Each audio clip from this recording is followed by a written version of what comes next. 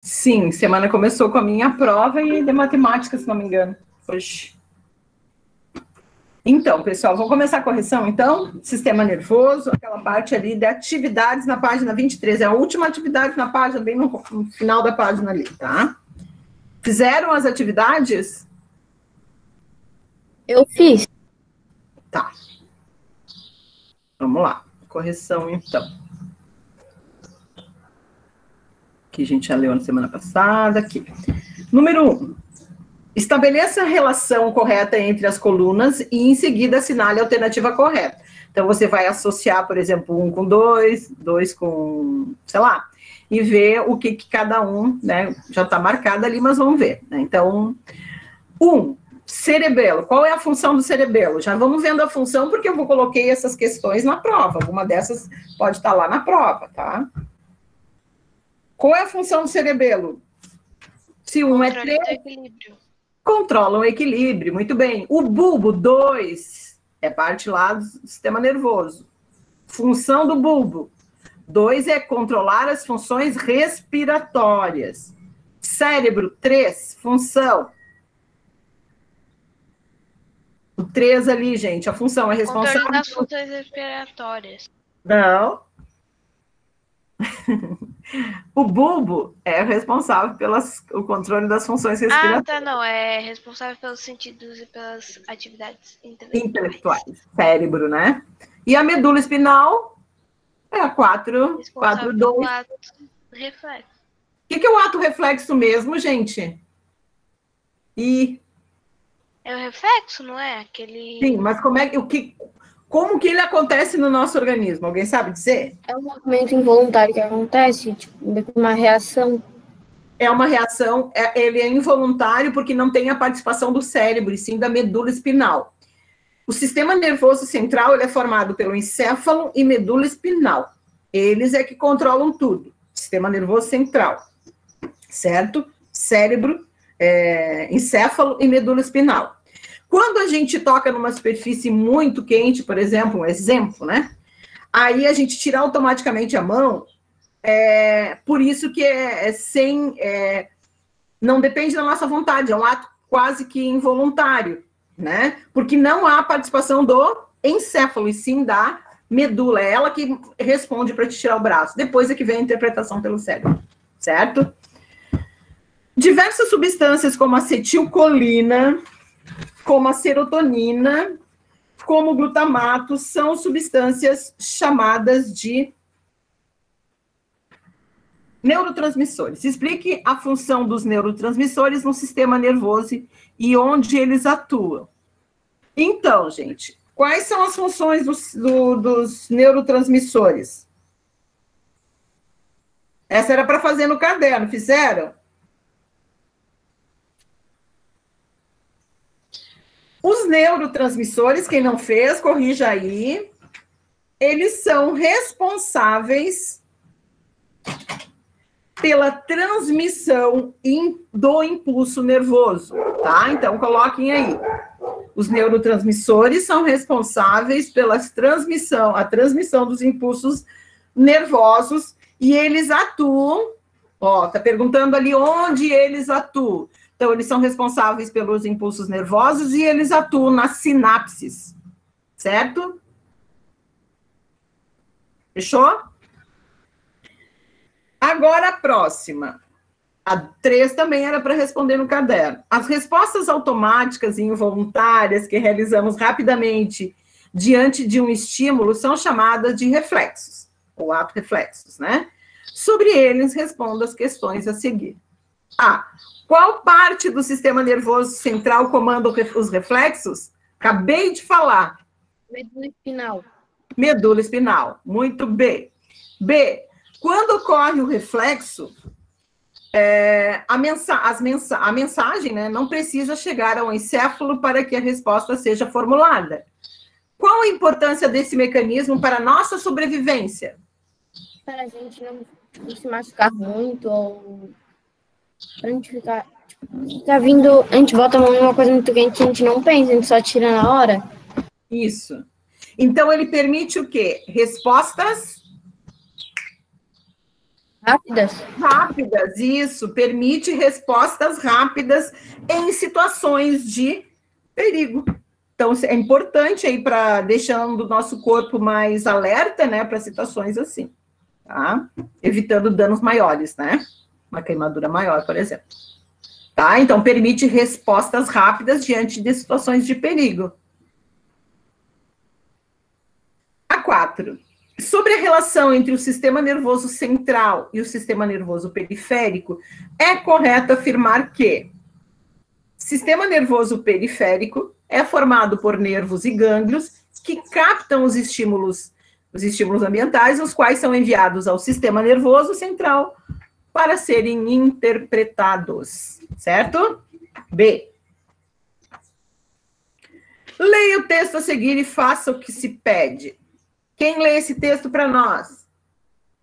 Posso ler? Pode. Médicos dizem que ele é cerca de 100 vezes mais potente que um cigarro comum. Um fato que chamou a atenção dos governos estaduais e federais, preocupados com o acesso precoce ao tabagismo. De origem oriental, o narguilé é, de maneira simplificada, um cachimbo de água. O ar aquecido por carvão passa pelo fumo restino líquido antes de ser aspirado e eliminado em seguida pelo usuário. O fumo, também conhecido como essência, é composto de tabaco e frutas ou aromatizantes. O narguilé tem alto teor de nicotina. Isso. Agora pergunta ali. Grife parte do texto que explica por que o uso do narguilé é constantemente... Tem gente que chama de narguile, né? Mas narguilé é o nome, né? É constantemente um motivo de preocupação. Aí tá grifado já, né? Ele tem alto teor de nicotina, né? Então ele vicia, faz mal à saúde, entre outros problemas, né? Causa câncer. B. Como a nicotina considerada uma substância psicoativa atua no sistema nervoso central. Opa, diminuiu aqui. Sim. Aqui. Como que a nicotina, então, atua no sistema nervoso central, gente? Então, olha só, ela se liga aos receptores das sinapses, tá? Cerebrais, né? Sinapses ali onde fica um neurônio e o outro, né? Entre um e o outro, alterando o seu funcionamento e desencadeando a liberação de dopamina. Então, a pessoa tem sensação de bem-estar por causa disso, né? Libera dopamina ali, tá? Então, coloquem isso, né? Elas se ligam aos receptores nas sinapses, alterando o seu funcionamento e desencadeando a liberação de dopamina. 6. Grande parte das drogas sintéticas é produzida com base em substâncias artificiais. Muitas delas surgiram quando pesquisas para a formulação de novos medicamentos eram realizadas. Esse foi o caso do êxtase. Essa droga se originou em 1912 por meio de uma pesquisa sobre medicamentos para combater o sono e a fome, com provável utilização militar, mas não chegou a ser comercializada. Apenas na década de 1950 é que ela voltou a ser estudada e ser utilizada como substância psicoativa. Devido às suas ações no sistema nervoso central, o êxtase nunca foi comercializado como um medicamento lícito, né? Lembra que a gente falou sobre lícito e ilícito, né? Lícito que pode ser comercializado, ilícito não. Considerando a ação do êxtase e das demais drogas, explique como o sistema nervoso pode ser afetado pelo uso de uma substância psicoativa. E aí, alguém respondeu? Sim ou não? Pessoal? As substâncias, essa era no caderno, né, também. As substâncias psicoativas agem sobre a sinapse, alterando o funcionamento normal dos impulsos nervosos, né, por afetar a ação dos neurotransmissores, ocasionando aí diversos problemas à pessoa, né. incluindo alucinações, euforia, né? Alegria extrema, que vai até a depressão. A pessoa está muito alegre, de repente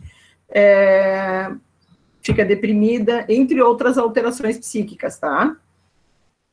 Então, ela age ali nas sinapses, tá? Sobre as sinapses, alterando o funcionamento dos impulsos nervosos, ok?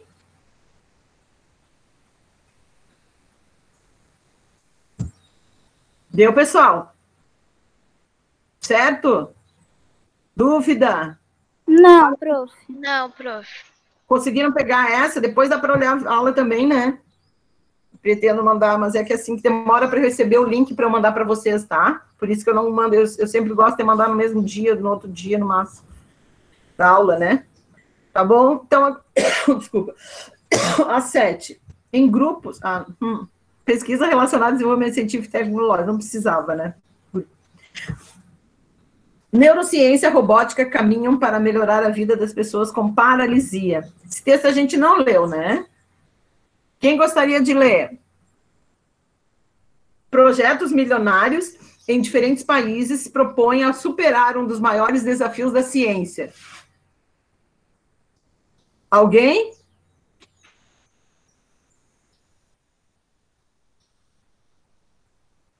Posso ler? Pode. É o texto inteiro? Pode. Eu queria que alguém se prontificasse, né? Mas eu te ajudo se tu cansar. Eu posso ler também. Então tá, então metade para cada um. Vamos ver, tem quantos parágrafos? 1, 2, Tá bem, 3. vai até ações. Vai até ações e eu vou realizar ações. Isso, vai lá, João. Quando o paraplégico Juliano Pinto deu o pontapé inicial da Copa de 2014, o mundo pode vislumbrar o ritmo acelerado com que a neurociência e a robótica estão se unindo nas pesquisas que buscam melhorar a qualidade das pessoas com diversos tipos de paralisias e dificuldades de mobilidade. De um lado, neurocientistas como o brasileiro Miguel Nicoleles, pesquisador na Universidade Duke, nos Estados Unidos, responsável pelo projeto Andar de Novo, que resultou no chute histórico à beira do gramado, avançando cada vez mais rápido o desenvolvimento de métodos que permitem controlar diversos tipos de equipamentos apenas com a força da mente. Mas, de outro, engenheiros e especialistas ainda lutam para superar os obstáculos na construção de exoesqueletos leves, práticos e baratos que possam sair dos laboratórios e hospitais e tornar uma realidade para o maior número de pessoas possível. A capacidade de realizar ações. Realizar ações. Só um pouquinho. É que o João leu ali sobre exoesqueletos. Esqueletos, exoesqueletos ou exoesqueletos são esqueletos externos do corpo, tá?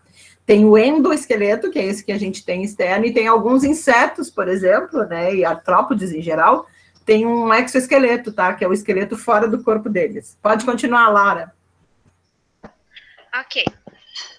Enquanto isso, os neurocientistas caminham para dar aos usuários dos exoesqueletos do futuro em controle cada vez mais preciso e confiável dos movimentos apenas com a força do pensamento.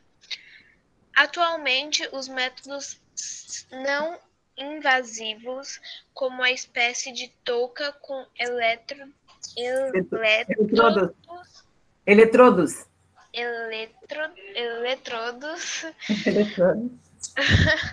usada por Juliano no chute inaugural da Copa, conseguem captar com alto índice de acerto, acima de 90%, comando suficiente para operar um sistema semi-autônomo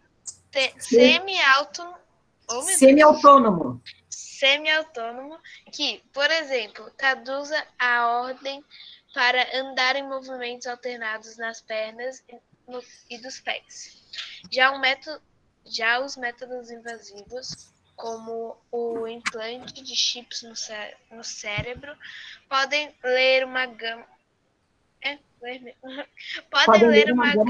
maior de pensamentos, permitindo a realização de tarefas mais complexas e delicadas, como fazer um braço robótico agarrar um copo e trazê-lo ao alcance da boca.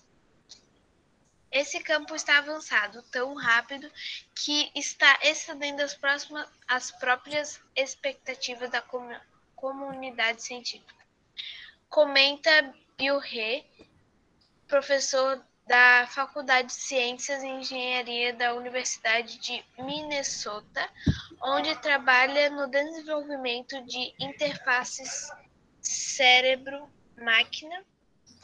O que era considerado impossível há 2 anos, hoje é a realidade. Isso. Então, aí nós temos várias tecnologias aí que vieram, né, ajudar, né, a saúde e tecnologias. A tecnologia hoje, ela ajuda muito na área da saúde, né, tanto na área de medicamentos e exames, quanto na área da robótica aí, né, usando chips, usando exoesqueletos, que eles dizem, para fazer com que a pessoa consiga ficar em pé, né, métodos aí para controlar, vários tipos de movimento da pessoa, né, então aqui aquela situação lá, que na Copa de 2004, né, Juliano foi lá e chutou a bola, né, deu o pontapé inicial, tá, então uma situação bem inusitada para a ciência, né? Que bom que a gente está chegando nesse ponto aí. A pergunta A, da letra A, diz assim: o exoesqueleto desenvolvido por neurocientistas são estruturas que dão sustentação ao corpo para que a pessoa com problema de mobilidade possa se movimentar. Então, os cientistas, eles usaram o nome de uma estrutura que já existe, no caso de alguns animais, como o exoesqueleto nos artrópodes, né? Então, eles usaram esse nome aí para usar nesse material que foi usado aí com o Juliano, né? Então, para dar sustentação e tudo mais no corpo e para ele conseguir se movimentar. Essa função equivalente a quais estruturas internas do nosso corpo? Quais seriam as estruturas, gente?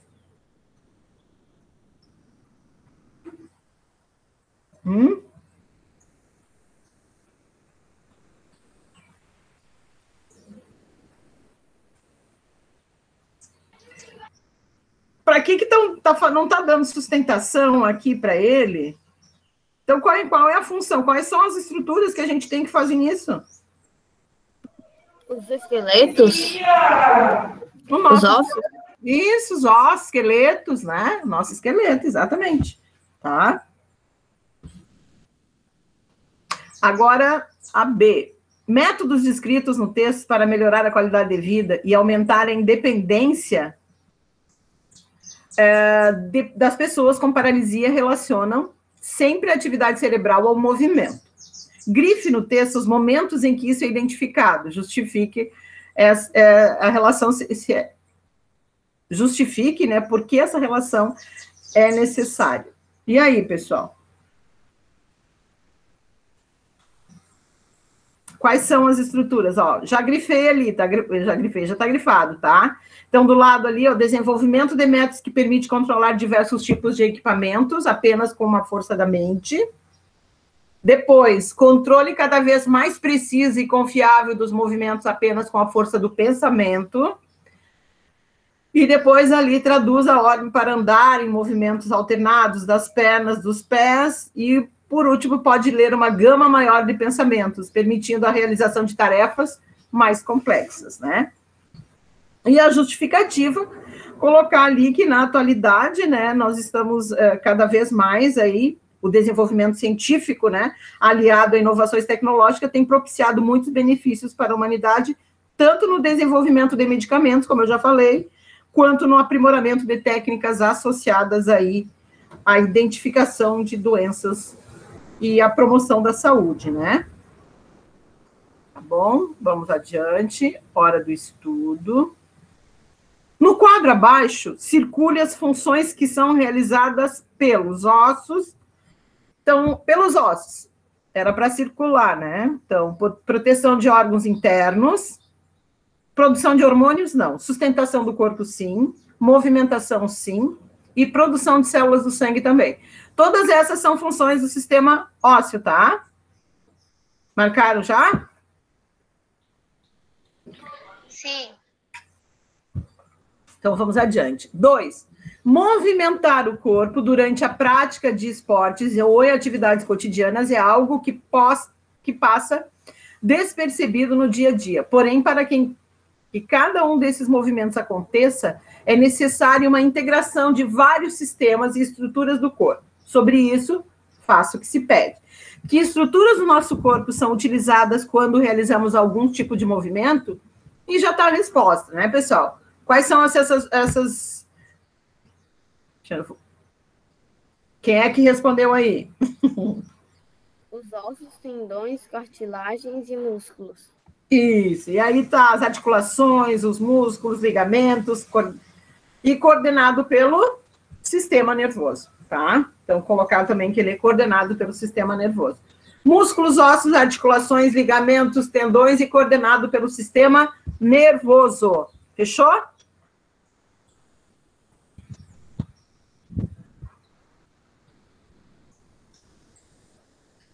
B. Explique a importância da prática de atividades físicas regularmente. Alguém fez? Quem fez? Eu fiz. Saudável. Pode ler. Opa. Quem fez, pode ler. Quem é que fez? Eu fiz, prof. Eu coloquei a prática de atividades ajuda os ossos e os músculos. Isso, então, práticas regulares de atividades físicas. A capacidade cardiorrespiratória. Isso, a capacidade cardiorrespiratória, né? Tudo isso, né, gente? Então, atividades físicas, prática regular delas, né? Traz vários benefícios, né? Tanto para aumento da capacidade cardiorrespiratória, fortalecimento dos ossos e músculos, maior resistência física e sensação de prazer e bem-estar também que ela nos traz, a atividade física, né? Aumenta a defesa, aumenta a imunidade, tudo muito bom, né? 3. Meu coração tá disparado, meu corpo tá viciado nessa loucura, nessa louca adrenalina que me faz arrepiar. Isso é uma música, né? Do Luan Santana. Tá? Não lembro bem da melodia, porque eu não sou muito fã do Luan Santana, mas enfim, é uma letra de uma música. Analisando o trecho da letra da música, responda as questões a seguir. Qual a principal função da adrenalina para o nosso corpo? Preparar o organismo para situações de alerta, né? Ela estimula aí. O fato de a música dizer que o coração está disparado tem alguma relação com a liberação de adrenalina no corpo? Explique. Mas, sim, né? Pois os principais efeitos da adrenalina no corpo é a liberação, né? São acelerar os batimentos cardíacos, movimento, né, respiratório também acelera, liberar a glicose no organismo, né, na corrente sanguínea, para que quando aumenta a glicose, uma maior energia, e você consegue sobreviver a uma situação de estresse, por exemplo, consegue lutar, consegue correr, consegue fazer o que você quiser, por conta desse gás a mais, tá? C. Esse hormônio é produzido em qual glândula do glândula endócrina? Adrenalina, gente. Então, aí, suprarrenais, onde também é produzida a aldosterona, né?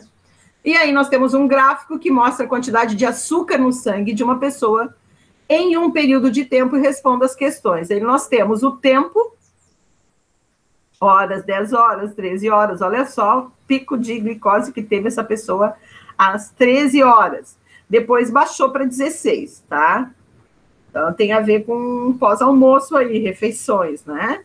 Com base nas informações do gráfico, em qual momento pode-se dizer que essa pessoa liberou maior quantidade de insulina para o sangue? E aí, se o pico foi às 13, então às 13 horas, o momento em qual a quantidade de glicose em seu organismo estava elevada, né? Nessas condições, o pâncreas libera a insulina, que auxilia aí diminuição, né, encaminhamento da glicose para as células. Então, a glicose, o que ela faz? Ela retira, né, a glicose, a adrenalina, né, o hormônio, a insulina, tô doida hoje. Então, olha só, quando aumenta a quantidade de açúcar, tem 2 hormônios que agem para esse equilíbrio, que é insulina e glucagon. Então, o que acontece? Com aquele pico ali, foi liberado mais insulina no corpo, para retirar o excesso de açúcar do sangue e mandar esse açúcar para a célula. Quando a quantidade de açúcar baixa muito, quem entra em ação é outro hormônio produzido pelo pâncreas, que é o glucagon. E aí ele retira o excesso de açúcar, tira o açúcar da célula e transforma esse açúcar aí em glicose para ser... Tira o açúcar do fígado e ele manda para as células, tá? Manda para o corpo, e aí as células vão ter mais açúcar, vão ter mais energia, produzem mais energia, e aí... Né? Então, essa é a função dos 2 hormônios produzidos pelo pâncreas, o glucagon e a insulina, certo? A insulina estava muito alto o açúcar, foi lá, foi liberada para reduzir esse açúcar no sangue e mandar para a célula, né? Quando falta açúcar, quando a pessoa está com baixa atividade, aí ela já vai dando uma cansada, né? Baixou bastante a quantidade de açúcar, aí o que acontece? O glucagon que entra em ação e ele vai lá no fígado, tira a glicose que está armazenada na forma de glicogênio e manda para as células aí produzirem energia, ok? B, a partir das 16 horas, a concentração da glicose do sangue é baixa. No caso, qual hormônio nesse caso? Aí sim, o glucagon, né? O primeiro é a insulina, o segundo é o glucagon, que faz com que a glicose armazenada no organismo seja liberada para a corrente sanguínea. No caso, ela é armazenada no fígado, tá? Como eu falei, na forma de glicogênio. 5. Sobre os neurotransmissores, marque V para verdadeiro e F para falso. Então, depois corrija, né? Os neurotransmissores são substâncias químicas que atuam nas sinapses dos neurônios. Verdadeira. Os neurotransmissor endorfina atua para amenizar a sensação de dor. Verdadeiro. As substâncias psicoativas afetam o sistema nervoso central, porém não tem nenhuma relação com a liberação de neurotransmissores. Daí é falso, né? A C. As substâncias psicoativas são assim chamadas porque alteram o sistema nervoso, influenciando diretamente aí na liberação e na reabsorção de neurotransmissores. E alterações nos neurotransmissores podem desencadear doenças como depressão, crises de pânico e ansiedade. Podem, verdadeiro. A ilustração e as numerações a seguir representam a forma simplificada da ação de um neurônio sobre um músculo, estimulando a contração muscular. E os termos, né, ou as frases indicam e descrevem as estruturas e as ações que ocorrem durante a transmissão do impulso até a contração do músculo. Faça a correspondência correta de cada número com seu respectivo termo. E aí nós temos os números ali, mostrando no neurônio, depois o músculo, né? Os nervos e músculo. Então, a numeração, a parte 1 ali seria o neurônio, né? Seria a parte do neurônio. O 2 seria dendritos, que recebem as informações que vão desencadear o impulso nervoso. O 3 seria a parte do impulso nervoso, né? Passa pelo neurônio em direção aos receptores no músculo, aqui, ó, vai passar o impulso nervoso. 4, sinapse, né? Que é o neurônio e o miócito desencadeando o movimento. E a 5 é o músculo, né? O miócito, a célula nervosa, a célula muscular. O 1, 5, 2, 4 e 3. 7. O sistema nervoso central é protegido pelos ossos e por 3 membranas conhecidas como meninges. Essas meninges, a gente já falou na aula passada, elas são membranas que protegem o sistema nervoso central e elas podem causar, elas não, vírus ou bactérias entrando nessas meninges, elas podem desencadear uma doença chamada meningite, por isso que é o nome de meningite, porque é uma membrana que protege o sistema nervoso central. Então, se um vírus ou bactéria, no caso, a bactéria, né, é mais grave, né, a forma mais grave aí da meningite, essa bactéria entrar aí nessas membranas, ela pode ocasionar essa inflamação aí, que é a meningite, que é a inflamação das meninges. Além da legislação brasileira, campanhas educacionais buscam coibir o uso de álcool, conscientizar as pessoas sobre as consequências de ingerir bebidas alcoólicas e dirigir, causando riscos de morte para ela e outros motoristas, passageiros e pedestres. De que maneira o álcool atua no sistema nervoso? Como isso está relacionado com a dificuldade de controlar veículos e com o aumento da possibilidade de acidentes de trânsito? Alguém respondeu? Hein, pessoal? O álcool deixa a gente desatento, né? A gente não fica prestando atenção em nada. Perde isso, né? A pessoa fica lesada, que dizem, né? Enfim. Então, o álcool, ele faz com que os teus reflexos, né? Tu não tenha, tu acaba perdendo um pouco do teu reflexo, né? E aí tu acaba fazendo coisas erradas, como nós sabemos aí que tem vários casos de pessoas que batem ou, né, e se envolvem em acidente por conta do uso do álcool, né? Antigamente não tinha essa lei seca que nós temos hoje, que é proibido, né, o uso de beber e dirigir. Hoje, ainda bem que temos essa nova legislação aí, né, nova, entre aspas, já tem um tempo, né, mas enfim. O efeito do álcool, então, após a euforia, passa a ser depressor das funções do sistema nervoso, então ele é um depressor, deixando os reflexos mais lentos, né, reduzindo, assim, a coordenação motora, o equilíbrio e parte das percepções do sentido, e por isso acaba dificultando a operação como dirigir, por exemplo, caminhar ou conduzir veículo. No caso de caminhar, né, a pessoa muitas vezes, nos Estados Unidos mesmo, um dos testes é uma linha, os guardas, né, os policiais de trânsito, eles fazem uma linha no chão e a pessoa tem que caminhar retinha ali. Se ela dá digamos, uma desviada da linha, ela já pode ser colocada como está alcoolizada, né? A legislação é diferente da nossa. A gente já viu isso aqui, já vimos na aula passada, agora tem correção. Deixa eu ver aqui, da página 33, é isso? Vamos lá. Pessoal, a nossa prova, ela vai da página... Nossa prova, vocês vão receber hoje, ela vai da página 16 a 41. Os sentidos eu não coloquei na prova, porque eu achei muito conteúdo, tá? Então, eu coloquei até do sistema nervoso até a parte... Todos os sentidos não, eu coloquei até a visão. Então, da 16 a página 41, que é o nosso conteúdo da nossa avaliação. Então, agora na página 33, né? 1. Órgão que possibilita a interpretação dos estímulos, né? Captados pelos órgãos dos sentidos é o cérebro. Fechou? Pessoal, alguma dúvida?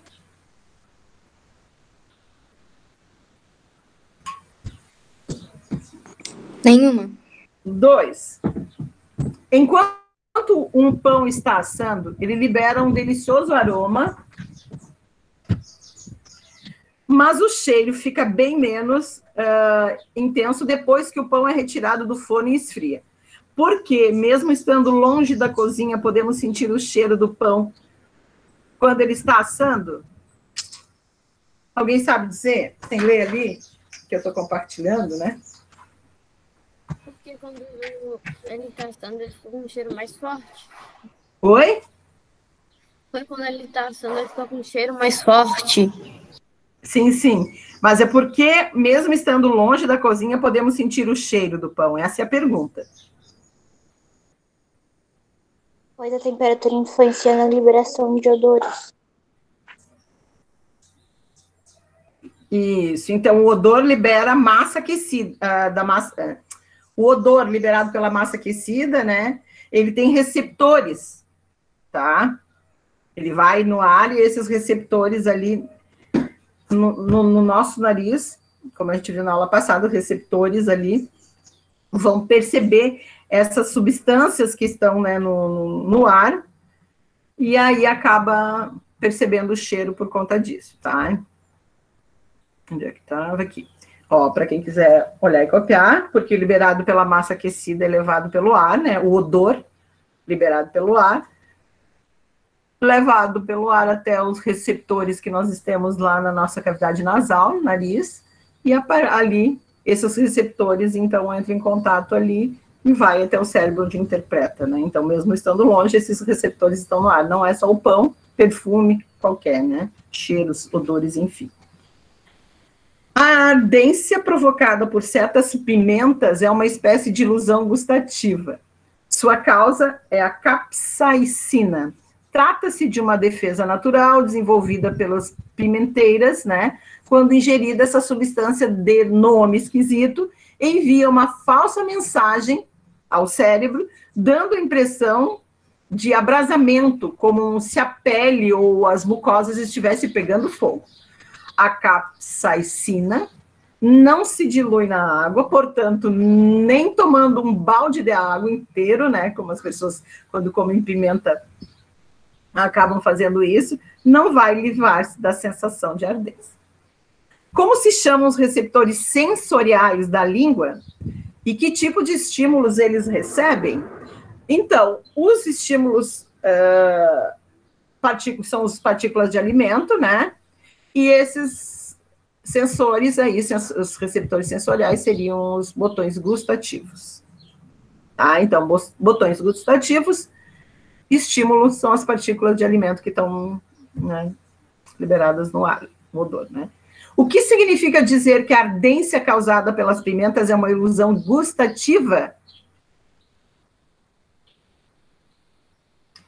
Então, gente, essas substâncias presentes nas pimentas faz com que os botões gustativos mandem ao cérebro uma informação que é interpretada como se houvesse algo queimando na boca.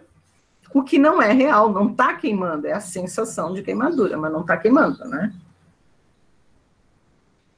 E aí nós temos um trecho de um poema: na poltrona da sala, as mãos sobre a nuca, sinto nos dedos a dureza do osso da cabeça, a seda dos cabelos dos meus, que são meus.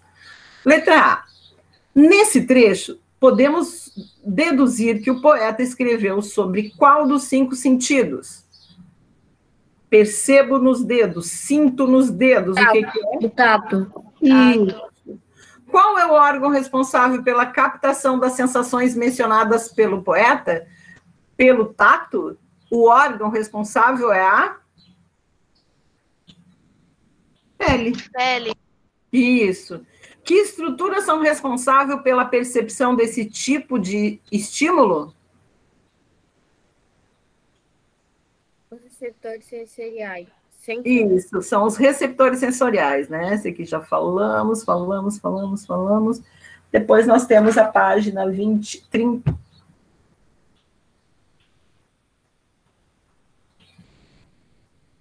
Aí deu, né, gente? A gente não pedi para vocês fazer a próxima atividade, né? Porque depois já vinham os outros órgãos que a gente... Esse daqui eu não mandei vocês fazerem, né?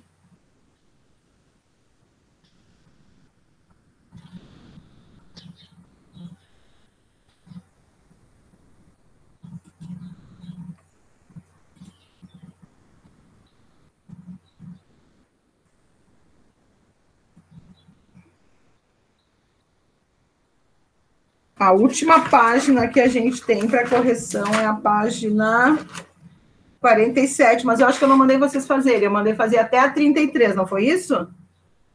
Vamos fazer juntos? 3. Isso, então agora vamos fazer essa aqui juntos? Vamos lá. Tá bom. Página 47. 47 e 48, tá? E aí vai ficar como deveres a página 50 e depois o caderno de atividade. Depois eu coloco lá no grupo, se der tempo ainda, eu coloco no grupo os deveres, tá? No grupo eu coloco os deveres, mas vamos fazer juntos a página 47. A gente viu até Libras, né, na aula passada. E aí aqui Alguém sabe falar a língua dos sinais ali?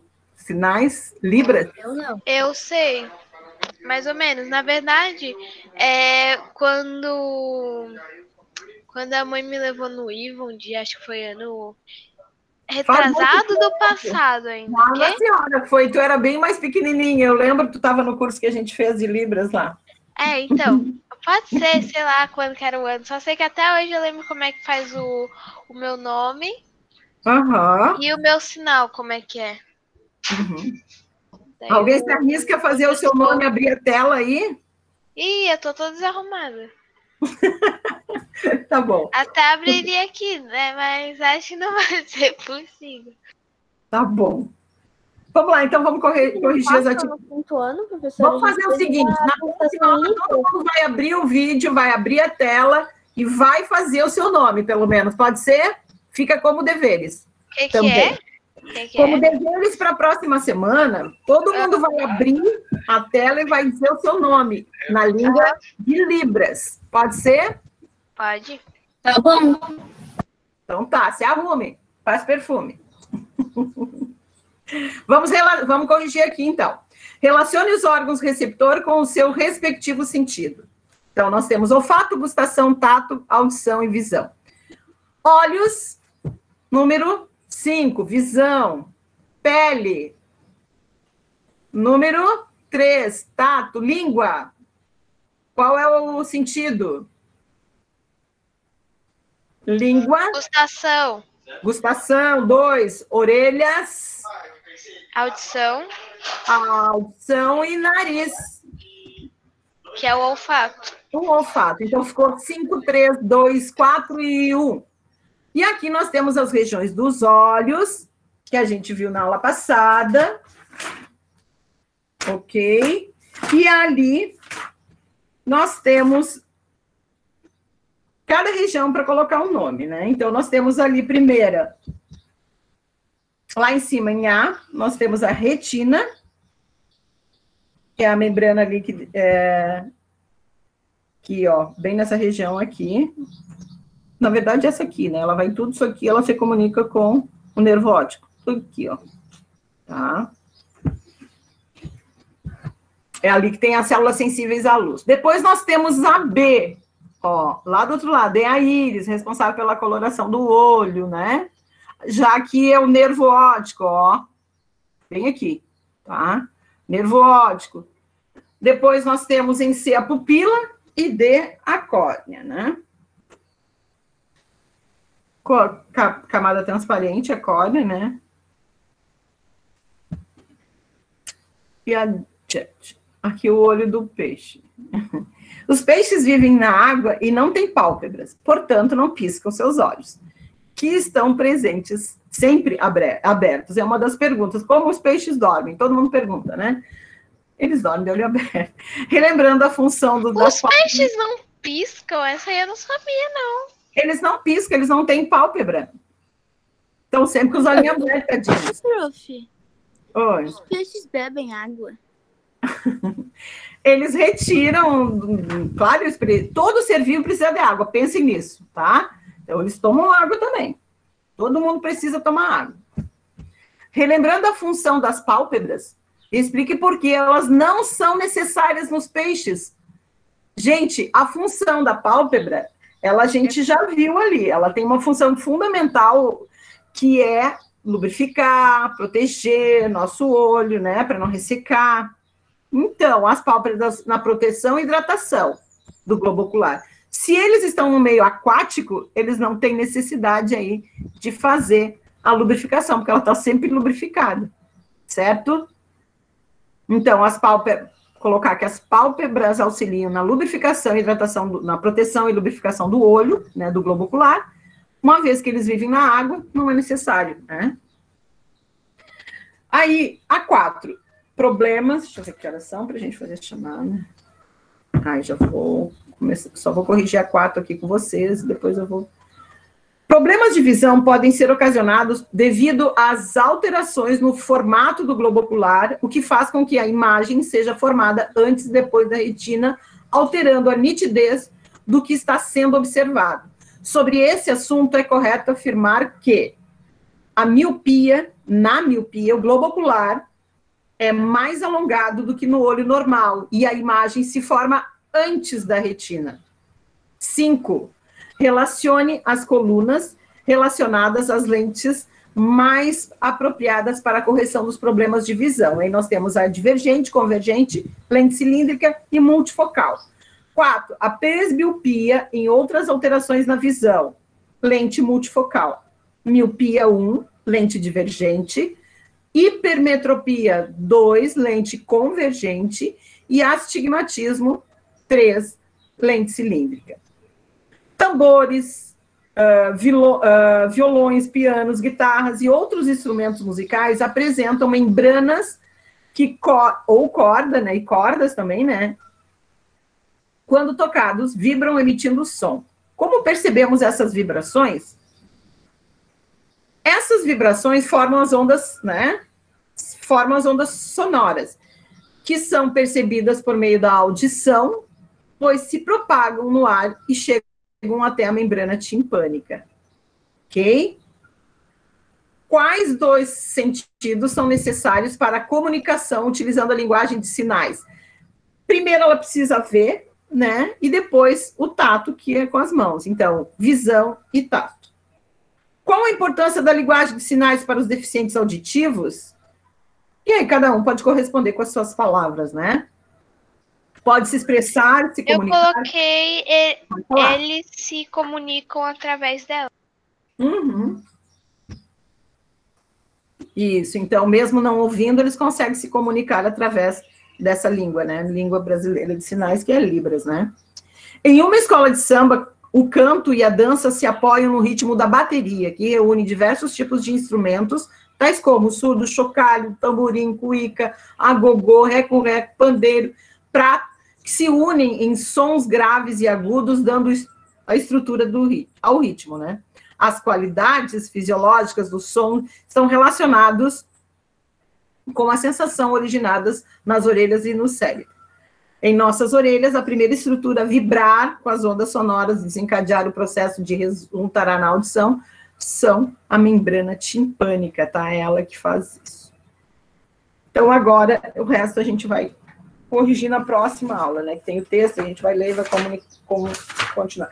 Deveres, página 49, 50, 51 e 52.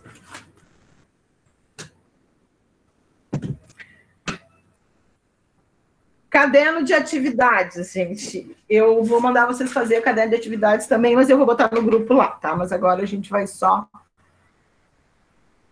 interromper. Prof, eu tenho que sair. Pode sair. Só, Tchau. é a Nicole? É. Tá. Tchau, prof.